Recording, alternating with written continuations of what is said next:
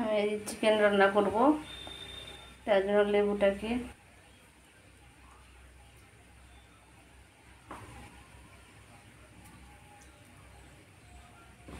লবণ হলুদ দিয়ে মাংসটাকে মাখিয়ে নিব।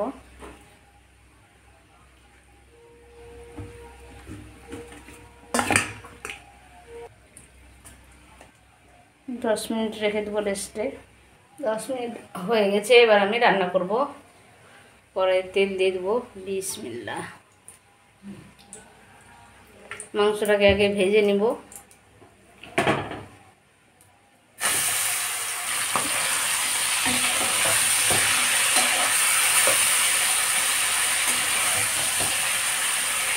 মাংসটাকে লাল করে ভেজে নিব। মাংসটা ভাজা হয়ে গেছে, উঠিয়ে নিব।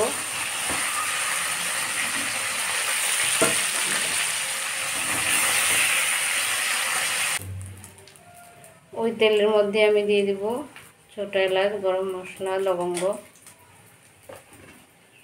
পেঁয়াজ কুচিগুলো দিয়ে দেব। পেঁয়াজটাকে লাল করে ভেজে নেব।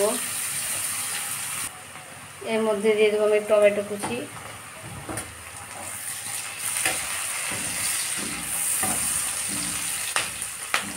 এখানে আমি শিলপাটার মধ্যে আদা, রসুন, জিরা, শুকনো লঙ্কা, কাঁচা লঙ্কা সব বেটে নিয়েছি, ধনিয়া সব বেটে নিয়েছি, একসঙ্গে শিলপাটার মধ্যে দিয়ে দেব।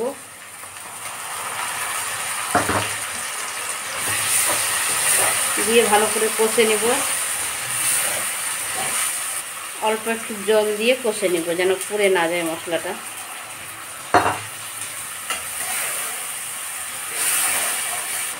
মশলাটাকে মিডিয়াম আছে আমি কষে নেব।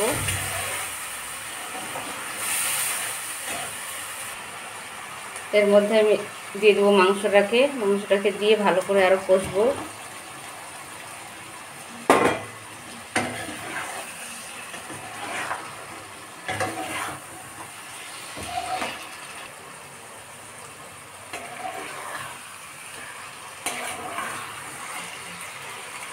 সময় ধরে কষতে হবে।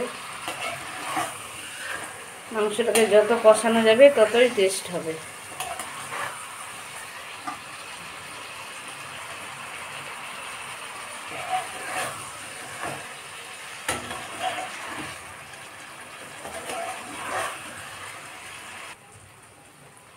একটু গরম মশলা আর কাঁচা লঙ্কা দিয়ে দেবো, দিয়ে নামিয়ে নেব।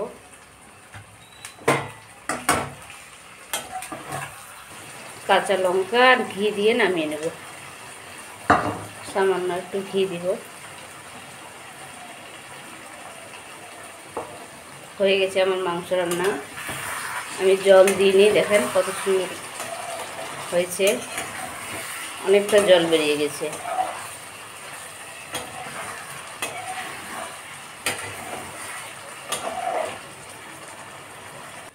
এইভাবে চিকেন কষা আমার মতো একদিন করে দেখতে পারেন, ইনশাআল্লাহ ভালো লাগবে।